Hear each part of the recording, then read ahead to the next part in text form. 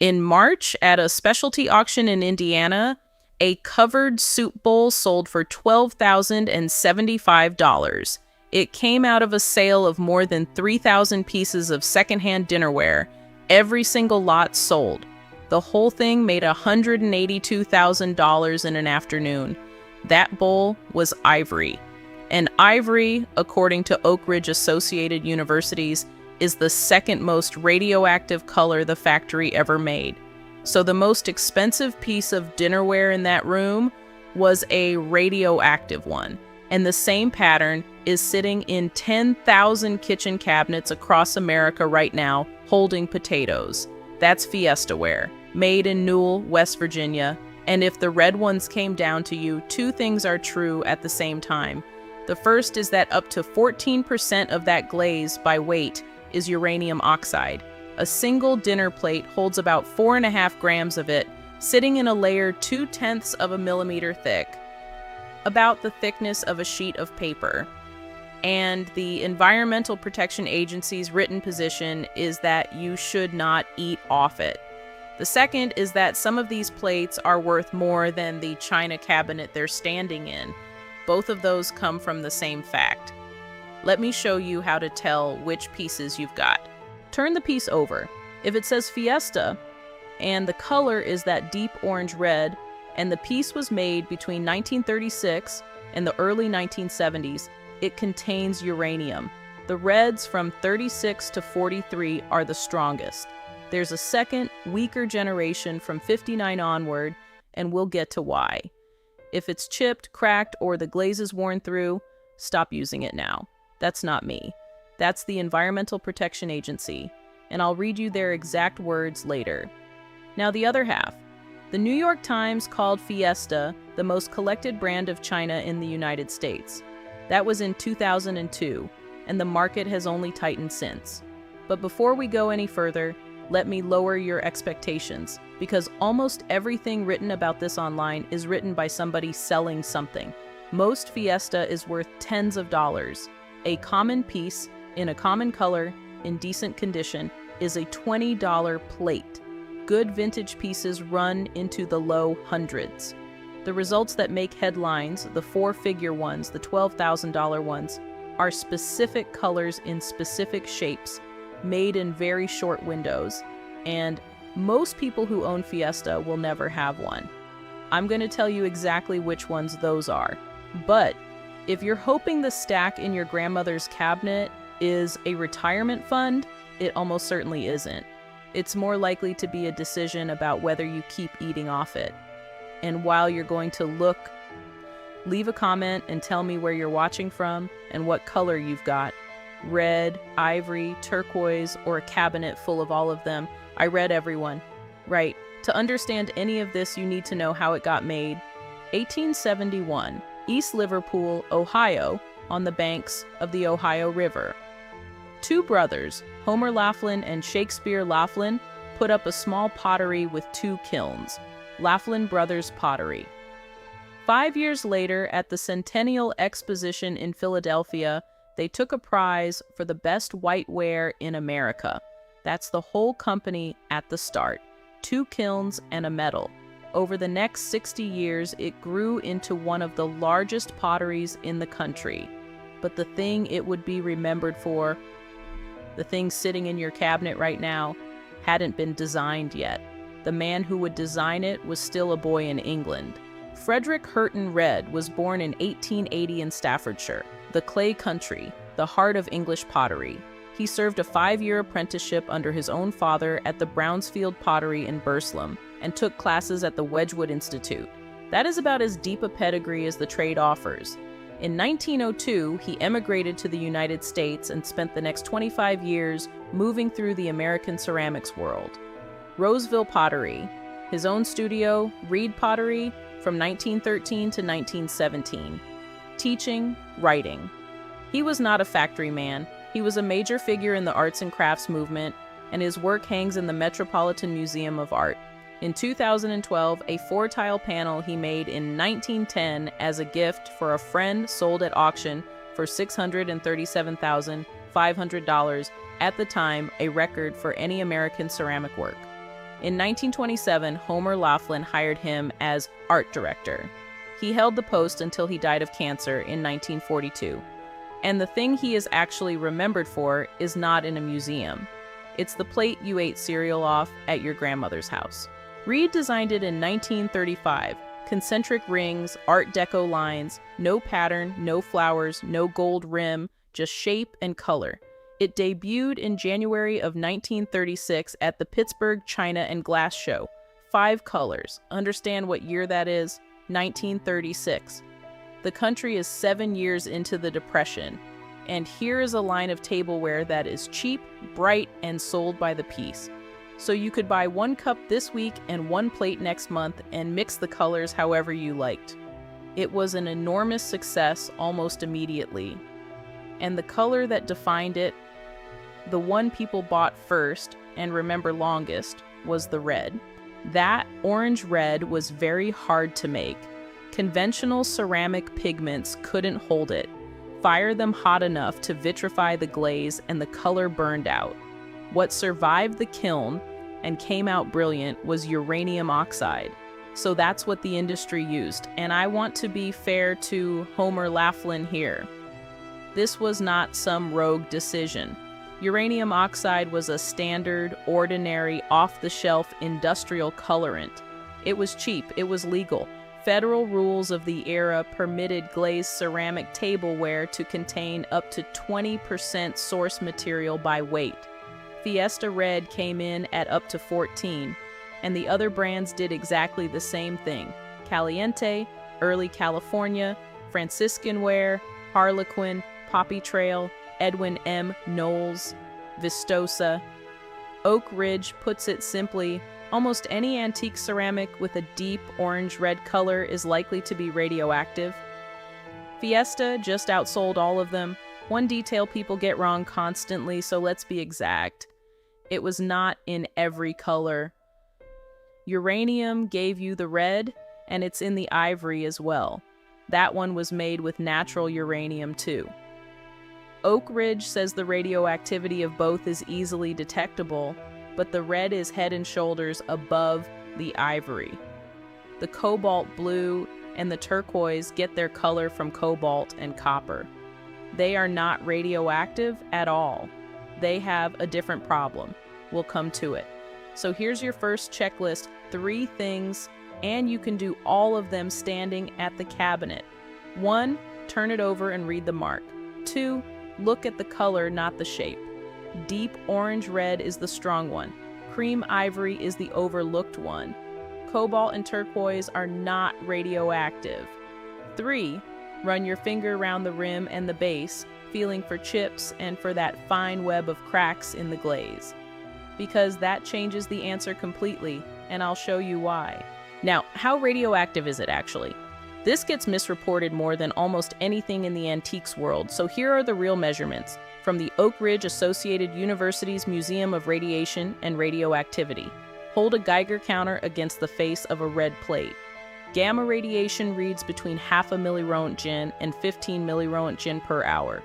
Step back 1 meter and it collapses to almost nothing. 0.002 up to 0.3. Pick the plate up and your skin takes 24 millirad an hour in beta radiation at contact. Here's the part almost everyone online gets wrong.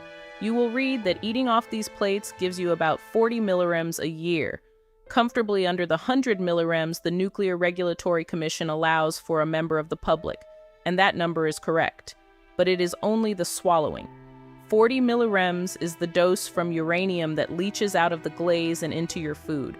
Oak Ridge ran the other numbers too.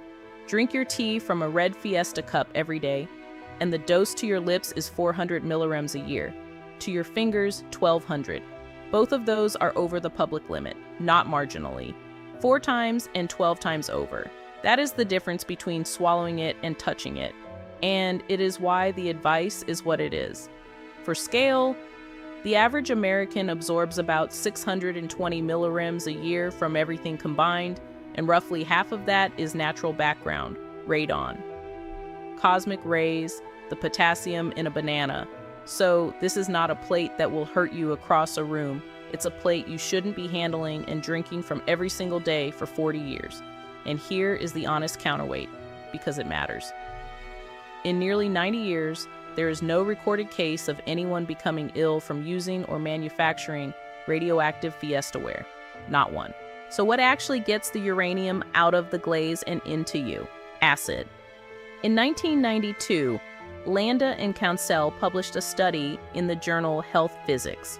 They tested how much uranium acidic food pulls out of Fiesta glaze.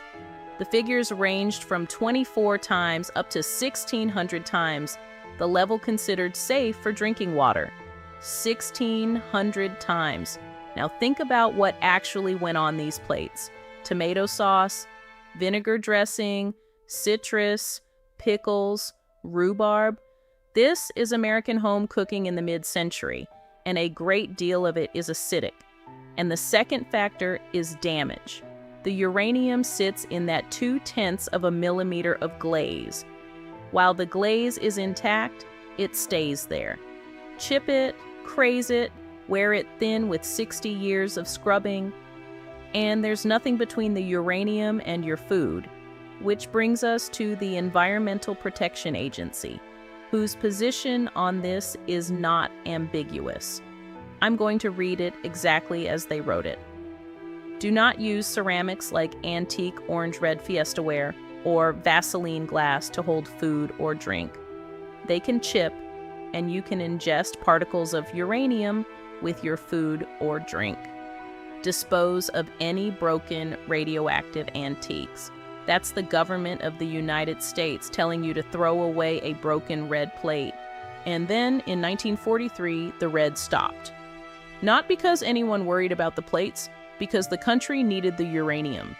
The United States government took Homer Laughlin's stocks of uranium oxide for the war effort. The same material in a rather different application.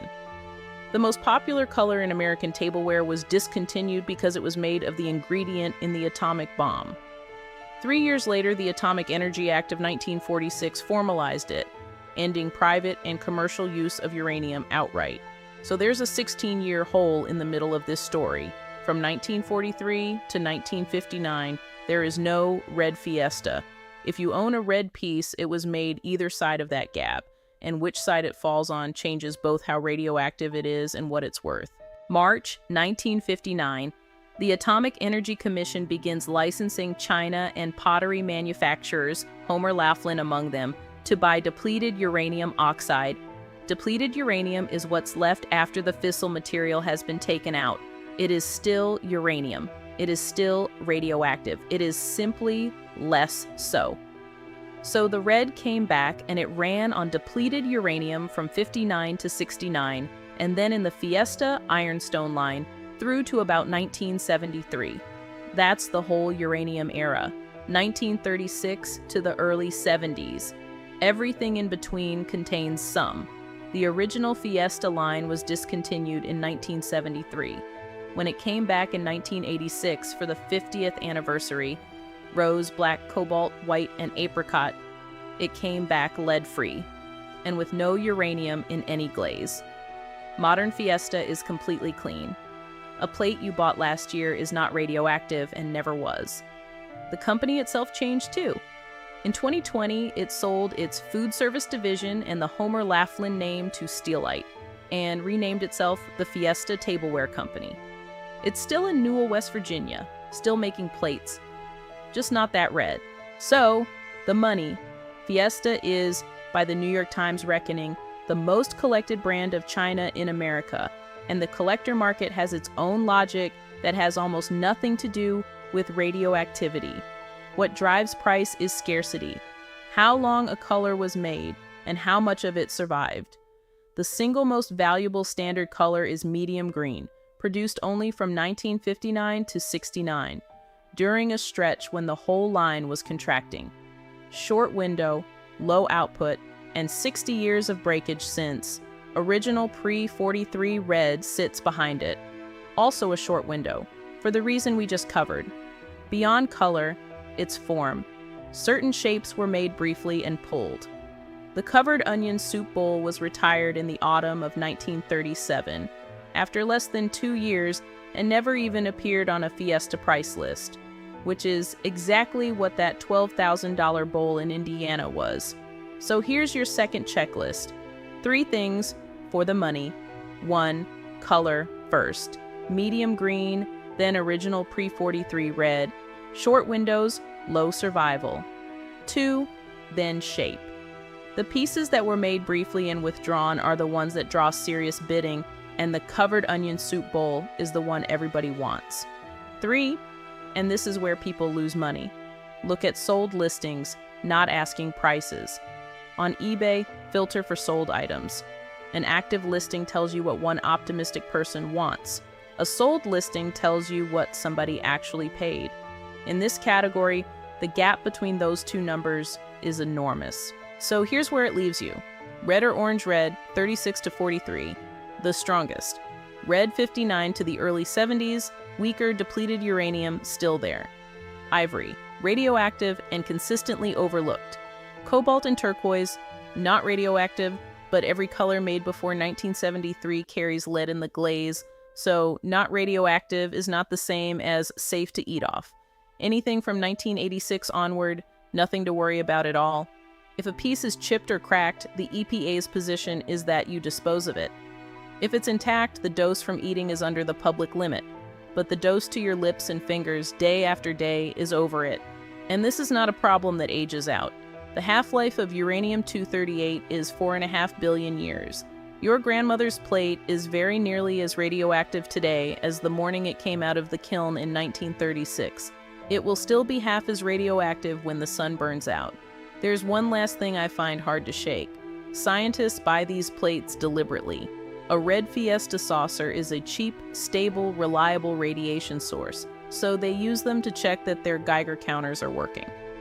The most popular dinnerware of the American century, sold to housewives in the Depression for pennies apiece, has ended up as laboratory calibration equipment. It was designed by an English potter whose work hangs in the Metropolitan Museum. It was interrupted by the Manhattan Project. It was collected by Andy Warhol, whose estate sold at Sotheby's for around $25 million. And it is still sitting in 10,000 kitchen cabinets, glowing very faintly, entirely unbothered by any of it. The plate doesn't care what you decide, but you have to decide. Because the 2 things that make it valuable, the color and the age, are the same 2 things that mean you shouldn't be eating off it. Put it on the wall, or find out what it's worth. Just stop putting the tomato sauce on it. Tell me in the comments what you found in the cabinet. I read them all, and the best one might open the next video, which is this. Next time, we're going after the orange casserole dish, the heavy one with the lid, the one that's been in the back of the cupboard since the 70s. Because the reason that color was so hard to make turns out to be the same reason you should look very carefully at the inside of yours. I'll see you then.